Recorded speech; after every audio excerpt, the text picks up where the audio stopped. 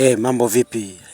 Leo niko na video mpya ambayo nataka nikuletee hapa, lakini kitu cha kwanza naomba usubscribe katika channel hii ya Smart Tech Kiswahili ili uweze kupata video mbalimbali ambazo zitakusaidia kujifunza mambo mbali kuhusu simu na teknolojia. Okay. Leo nitakuelekeza kitu kuhusu jinsi ya kusave data kwenye simu yako. Kama unatumia bando, unakuta bando lako linaenda haraka. Umeweka bando labda GB moja, unakuta inaisha haraka.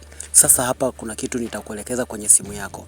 Unatakiwa unifuatilie kwa makini ili uweze kwenda pamoja.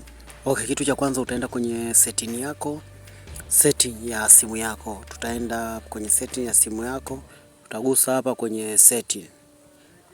Ukishagusa hapo kwenye setting, unaenda sehemu hapa iliyoandikwa network and internet. Utabonyeza hapo. Ukishabonyeza hapo, utakuja chini kabisa hapa sehemu imeandikwa data saver. Data saver. Ndio unatakiwa uweke on.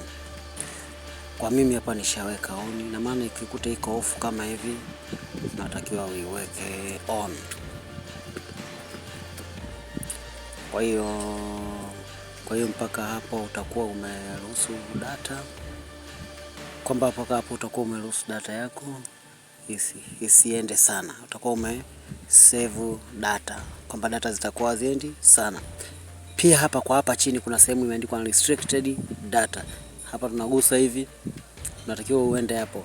Hizi hapa ni application ambazo unakuwa umesave data. Mfano hapa kama nataka ni save data kwenye application hizi hapa. Mfano hapa mimi nimepiga, ukipiga hii hapa on, ina maana data kwenye hii hapa zitakuwa zitumiki sana. Kwa hiyo data utumie data kidogo, unatakiwa kila application ambayo unaenda kuitumia, mfano unatumia WhatsApp, unatumia Facebook, unatumia nini, unatakiwa zote uziweke data on. Mfano hapa hii hapa Facebook, mimi nataka ni save data kwenye Facebook, nagusa hapa, nachagua hiyo. Nataka labda kwenye Google Play, nagusa hapo.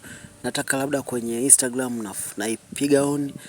Naenda pia kwenye maybe sehemu nyingine yoyote unayotaka unaweka. Mfano mimi hapa kwenye Mix by Yas naweka. Kwa hiyo popote unavyotaka unaruhusu kwenye hizo data saver. Kwa hiyo hapa hizi ambazo zote ambazo hujaziweka on, na maana data zitakuwa zinaenda kama kawaida, lakini hizi ambazo umeweka on, data itakuwa inaenda kidogo kidogo. Kwa hiyo kama unataka data zisiende sana, wewe ni kitendo cha kupiga on hizi application zote ambazo zinatumia internet. Hapo utakuwa ushaweka simu yako vizuri na data zitakuwa haziendi sana. Mpaka sasa hivi mimi hapo nimeruhusu application 6 ambazo nimeziunganisha ili zisile sana data. Asante, na endelea kutazama chaneli yako ya Smart Tech Kiswahili ili uweze kupata video mbalimbali za kukuelimisha na kukufunza. Asante na kwaheri.